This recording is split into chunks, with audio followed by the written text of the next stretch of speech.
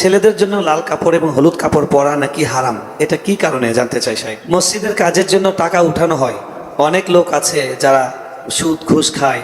আমরা ওয়াজে শুনেছি কাবা ঘরে কিছু অংশ বাকি ছিল, হারাম টাকা নেওয়া হতো না সেজন্য। তাহলে মসজিদের জন্য টাকা উঠানোর সময় কেন বলে না যাদের হারাম ইনকাম তাদের টাকা নেওয়া হবে না? আলহামদুলিল্লাহ, এটা তো সুন্দর কথা এবং সুন্দর দরকারি প্রশ্ন। আজকাল মসজিদ মাদ্রাসা বলেন আর ওয়াজ মাহফিল বলেন আর যাই বলেন, আমরা চাই সেটা চাকচিক্যময় হোক, টাকা হালাল হোক বা হারাম হোক, সেটা নিয়ে আমাদের তেমন কোনো মাথা ব্যথা থাকে না। প্রশ্নকর্তা যেটা বলেছেন সঠিক তথ্য।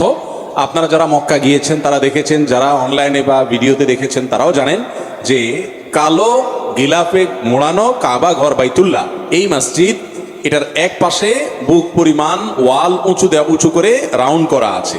এটা মূলত কাবার ভেতরের অংশ ছিল। নবী করিম সাল্লাল্লাহু আলাইহি সাল্লামের দাদা আব্দুল মুত্তালিবের আমলে যখন কাবা পুনর্নির্মাণ করার সংস্কার করার উদ্যোগ নেওয়া হয়, তখন তারা মুশরিক ছিলেন মক্কার মানুষেরা, কিন্তু তাদের মধ্যে হালাল হারামের চেতনা ছিল।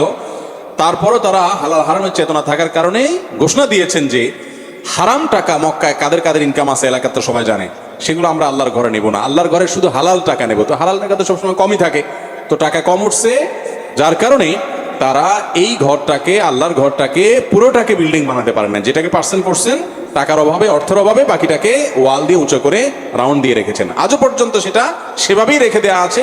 সেই স্মৃতি আমাদেরকে শিক্ষা দেয় যে আল্লাহর ঘরে বা দ্বীনের কাজে হারাম টাকা দেওয়া যাবে না। নবী সাল্লাল্লাহু আলাইহি ওয়াসাল্লাম বলেছেন, ইন্নাল্লাহা তাইয়্যিবুন লা ইয়াকবালু ইল্লা তাইয়্যিবা, আল্লাহ পবিত্র, যার কারণে হালাল এবং পবিত্র দান ছাড়া কিছু আল্লাহ তাআলা গ্রহণ করেন না। এই জন্য ভাইরা আমার, হারাম টাকা এটা দান করলে সওয়াব হবে না। আমাদের দেশে বেশিরভাগ মানুষ মনে করে আরে পয়সা করে কামাই নেই, এই পুরো একটা সময় এসে দান দক্ষিণা করিডোরে হাজি সাহেব গাজী সাহেব সেজে যাব, মানুষের চোখে দুলা দিতে পারবে না। আল্লাহ তাআলা আপনার ব্যাকগ্রাউন্ড জানে না। অতএব এই 2 নম্বরের পথ পরিহার করতে হবে এবং হারাম টাকা মসজিদ দিবে না। মসজিদ কর্তৃপক্ষেরও মেরুদণ্ডে থাকা উচিত, ইমাম সাহেবের মেরুদণ্ড থাকা উচিত যে হারাম টাকাকে ডিনাই করতে জানবে। আজকাল তো এগুলো নাই ম্যাক্সিমাম মসজিদ। আলহামদুলিল্লাহ, এই মসজিদে খতিব সাহেব বলেছেন, আমরা আমাদের আসুন্নাহ ফাউন্ডেশনে যারা লাইফ মেম্বার এবং ডোনার মেম্বার হবেন, সেখানে আমাদের ফরমে এবং আবেদনে লেখা আছে যে শর্তই হলো আপনি হালাল টাকা দিয়ে আমার এখানে সদস্য হতে হবে, হারাম টাকা দেওয়া যাবে না। তারপরেও যদি আপনি হারাম দেন, আপনি অন্যায় করেছেন, প্রতারণা করেছেন, কিন্তু আমরা হারাম নিতে প্রস্তুত নই। আল্লাহ তাআলা সবগুলো আমাদেরকে এরকম দায়িত্বশীল ভূমিকা নেওয়ার তৌফিক দান করুন। আমিন। রাফি দত্তপাড়া রসুলবাগ থেকে, ছেলেদের জন্য লাল কাপড় এবং হলুদ কাপড় পরা নাকি হারাম, এটা কি কারণে জানতে চাই সাহেব। লাল কাপড় এবং হলুদ কাপড় পরা ডাইরেক্ট হারাম বলা কঠিন।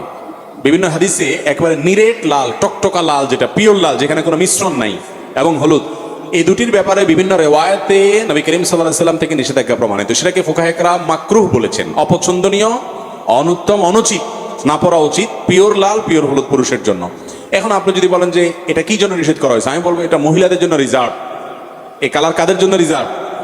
অন্যান্য কালার আপনিও পড়তে পারেন, মহিলারাও পড়তে পারে, আর মহিলারা এই কালার তাদের জন্য স্পেশাল।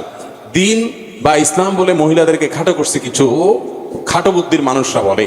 আপনি দেখেন পোশাক আশাকের ক্ষেত্রে মহিলা যেই কালারের ইচ্ছা সেই কালারে পড়তে পারবে, পুরুষ পারবে না, রেস্ট্রিকশন আছে। রেশম বলেন, সিল্ক বলেন, মহিলা পড়তে পারবে, পুরুষ পড়তে পারবে না, রেস্ট্রিকশন আছে। স্বর্ণ মহিলা পড়তে পারবে, আর পুরুষে বলা আছে তুমি শুধু চায়া চায়া দেখবা চান্দু, তুমি পড়তে পারবা না, তুমি শুধু চায়া চায়া পকেটের টাকা দিয়ে কিনা দিবা, পড়বে উনি দূর থেকে বা কাছে থেকে চায়া চায়া শুধু দেখবা, বাস, খবরদার পড়ার সুযোগ নেই। এরপরে বলে মহিলাদের ছোট করছে বলে।